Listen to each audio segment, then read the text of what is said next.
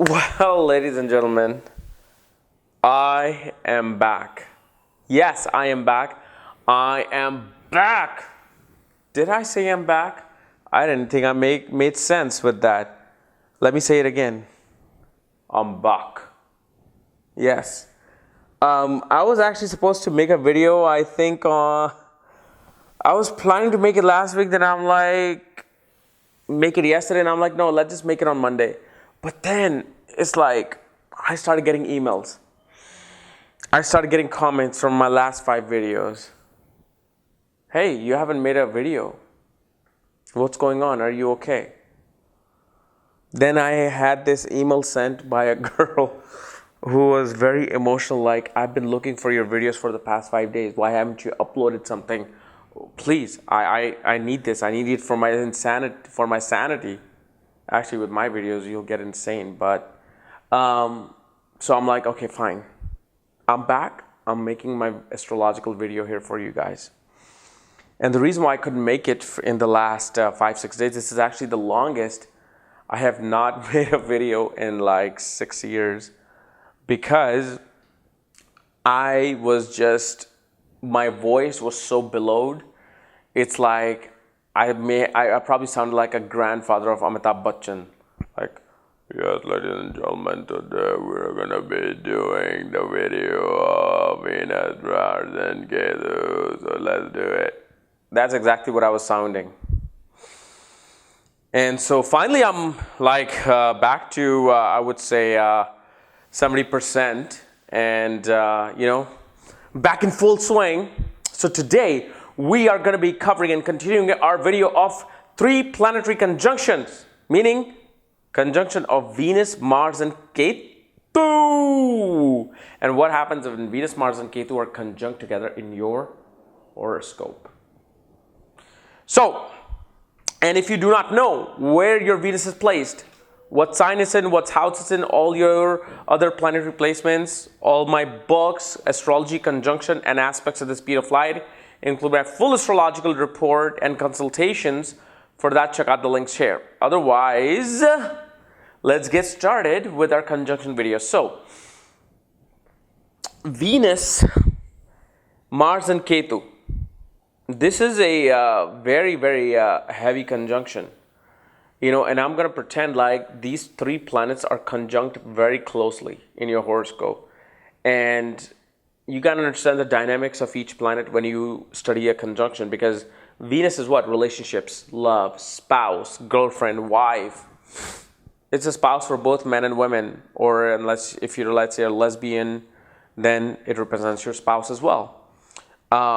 Venus is arts, media, creativity. Venus is your ability to form relationships, your ability to love, your ability to give compassion to something, to someone. Even if it's your dog or cat, you got to give that compassion. Then comes Mars. Mars is your energy, your passion, your drive.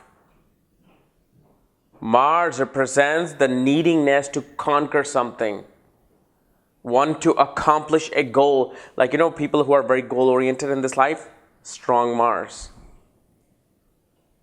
Mars represents that energy that I need to go get it. Whether I get it this way or I get it that way, I need to get it. Then comes Ketu.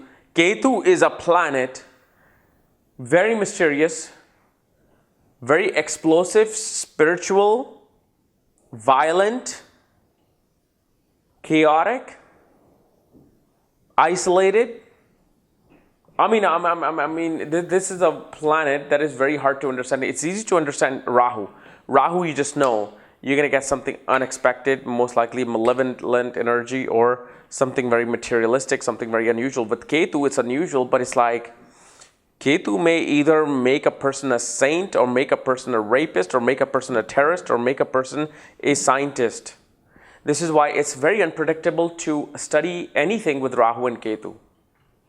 But especially what we see here is the dynamic of the pairing of positive and negative. Meaning, in astrology, Mars and Ketu are known as natural malefic planets. Okay? These are the planets that are very harsh in nature. Mars can either make you bullied, or you'll bully someone, or you get beat up, or you beat up someone. And Ketu, like I said, is just this explosive energy. Either it can represent a terrorist, or it can represent a monk. Two very opposite ends, yet controlled by the same entity.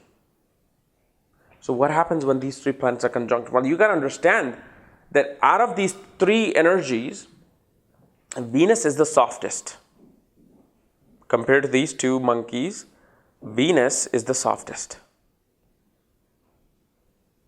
And so Venus will get pressured and crushed here. And what you will realize with this conjunction, that you have very unusual heartbreaks in life. You run into men and women who are very impulsive, aggressive, terrifying in nature, or they are very businesslike and very repulsive, or extremely disciplined towards a spiritual pursuit. And so, especially, I have seen every single time whenever I had conjunction of this with anybody who I, let's say, did a marriage consultation for, somehow they have always gone through multiple breakups with very unusual people, whether they turned out to be alcoholic, drug addicts, sex addicts, very, very unusual people and men and women that people have run into.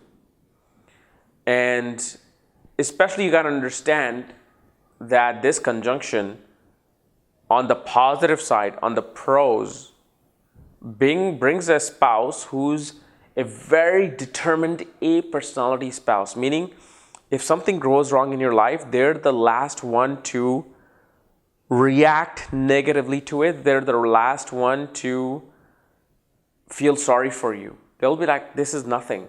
We can take care of this. We'll get over this. And this is a person who becomes a great manager, a great leader, and a great craftsman. Somebody who's able to look at something, visualize it, and keep that energy within their mind and make it happen. Like, let's say if you told me to draw Michael Jordan, okay?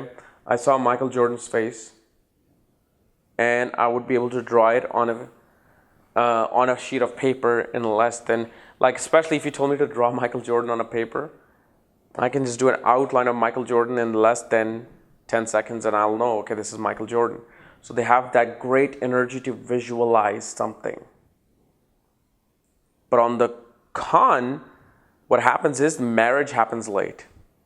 A perfect partner comes in late because of the fact when these two malefic planets are hemming the soft Venus, the relationships become full of power struggles. Any relationships you get into, suddenly it has this passion. Like, these people will jump into sexual relationship like on the bar stool that you met the person right away. Yet it fizzles out like a trailblaze very quickly as well.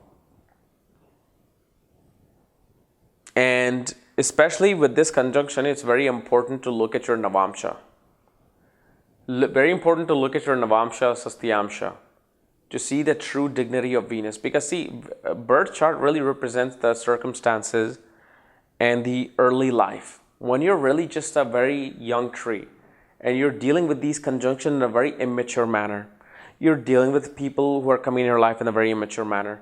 But especially it's the Navamsha, where if you see a Venus powerfully placed, you will know that this person out of a lot of hurdles, out of going through many bad relationships, finally come out to be with that one person that it was destined for them. But one thing to notice with this, especially with Ketu being conjunct Venus and Mars, the spouse or the mate early on in your life may have some secret agenda against you, or may have some secret agenda of their own. Like, you marry a spouse thinking they're your soulmates, they're your best friends. But what happens is, it ends up turning out to be that they just simply wanted a visa for the United States, so they married you, and within 6 months to a year, they cheat on you, and they're glad that you found out, so now you can divorce them and leave them alone. So you will run into these things. You can run into a person who will physically abuse you or hit you with this conjunction. But the thing is, with time and with certain house placement, the conjunction becomes much stronger in a positive manner. Like, put your house, 3rd, 6th, 10th or 11th house. This conjunction will grow better with time. You will surely go through your ups and downs in your teenagers, your adolescents, your 20s. When you get to that 30 part, the magic number 3, your 30s, you understand the wisdom that you have accumulated with all these bad relationships in your life, and now you're able to understand who you really want. So when that bad person comes next time, you're like, I've already experienced this enough. I don't want your type at all. So then what happens in your 30s, you start relating to your Navamsha. You start making that Wi-Fi connection with your Navamsha, and you want that spouse, that person who's with that Venus in the Navamsha.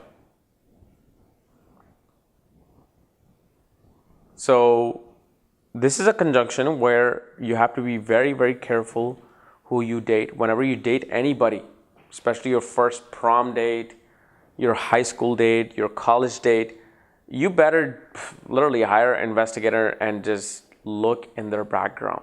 Who is this person? What is their agenda against me? Because you don't want to be on the wrong end of this conjunction. But especially creative-wise though, these people have tremendous amount of creative energy. Creative, technical energy to whether become a film director, designer, a film editor, somebody who can become a great fashion entrepreneur. And these are the people who are very highly sexual. They have a very impulsiveness to their sexuality. They'll either have a sex with somebody on the first date in the car, or they won't have sex with you at all and they'll just date you for 4 or 5 times and say goodbye to you. So this eccentricity really comes with that Ketu being there. The mysteriousness, which is hard to figure out, really comes from Ketu being there. Okay? So guys, this is my analysis of Venus-Mars Ketu conjunction. If you're new to my channel, subscribe below. And again, if you want to know where your conjunction is, all my reports, books, consultation, for that, check out the links here. Otherwise, we'll see you tomorrow. Bye-bye.